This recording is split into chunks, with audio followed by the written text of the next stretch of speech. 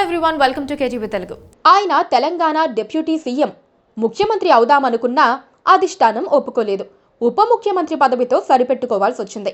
అయినా పట్టువదలని విక్రమార్కుడు, పైగా పేరులోనే విక్రమార్కుడు ఉంది కదా, తెలివిగా మరోవైపు నుంచి నరుక్కొస్తున్నారు. తొలుత సొంత జిల్లాలో పూర్తి పట్టు సాధించాలనుకున్నారు. ఎన్నికల ముందే భట్టి ఒక అంచనాకు వచ్చారు. వీలైతే సీఎం పదవికి గాలం వేద్దామనుకున్నారు. ఒక నియోజకవర్గ ఎమ్మెల్యే స్థాయి నుంచి పైకి ఎదగాలనే ప్రయత్నంలో వ్యూహాత్మకంగా అడుగులు వేశారు. ఎన్నికలు దగ్గర పడుతోన్న వేళ పాదయాత్ర చేశారు. మల్లు బట్టి విక్రమార్క నిర్వహించిన పీపుల్స్ మార్చ్కు విశేష స్పందన లభించింది.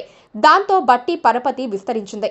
2009 నుంచి కాంగ్రెస్ ఎమ్మెల్యేగా ఉంటున్నా కోరుకున్న సీఎం పదవి మాత్రం రాలేదు. లేటుగా వచ్చిన రేవంత్ రెడ్డి దాన్ని ఎగరేసుకుపోయారు.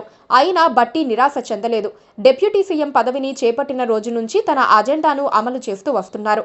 ఉమ్మడి ఖమ్మం జిల్లాలోని మధిర నియోజకవర్గానికి ప్రాతినిధ్యం వహించే బట్టి తన కోరిక తీరాలంటే తొలుత సొంత జిల్లాలో తిరుగులేని నాయకుడిగా ఎదగాలని డిసైడ్ అయ్యారు. ఖమ్మంలో పట్టు కోసం తన భార్య నందినిని రంగంలోకి దించారు. ఖమ్మం ఎంపీ స్థానం కోసం ఆమె కాంగ్రెస్ టికెట్కు దరఖాస్తు చేసుకున్నారు.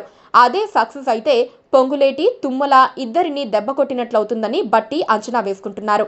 ఖమ్మం టికెట్ కోసం బట్టి భార్య నందిని గాంధీ భవన్కు వచ్చి దరఖాస్తు చేసుకున్నారు. ఆమె ఖమ్మం నుంచి నేతలు, కార్యకర్తలు, మద్దతుదారులతో కలిసి ర్యాలీగా హైదరాబాద్ వరకు రావటం టాక్ ఆఫ్ ది తెలంగాణగా మారింది.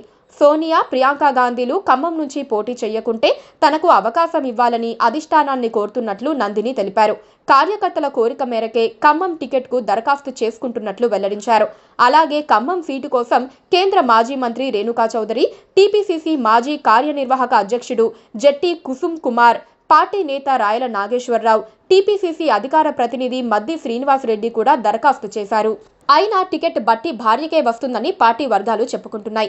ఈ క్రమంలో ఉమ్మడి ఖమ్మానికి చెందిన పొంగులేటి శ్రీనివాసరెడ్డి, తుమ్మల నాగేశ్వరరావు ఇద్దరిని దెబ్బకొట్టి జిల్లాలో తాను తిరుగులేని నాయకుడినవుతానని భట్టి లెక్కలేసుకుంటున్నారు.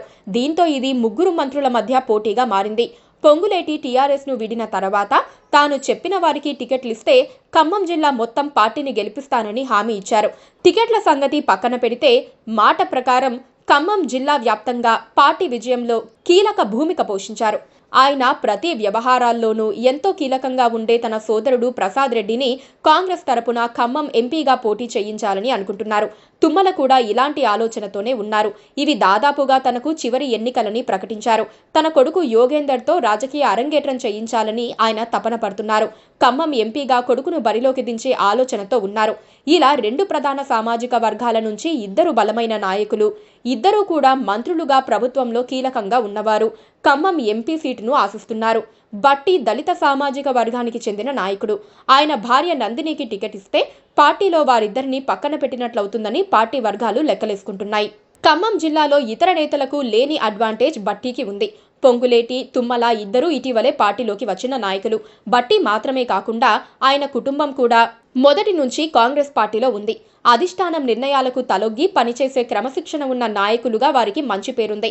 అందుకే మంచిగా క్రియాశీలంగా నరుకు రావాలని ఆయన ప్రయత్నిస్తున్నారు.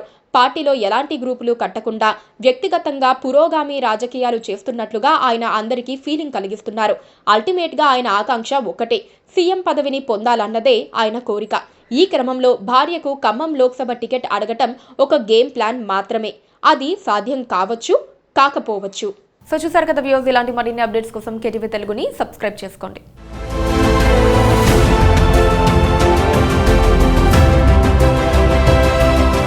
Please subscribe to KTV Telugu. KTV Telugu. KTV Telugu channel.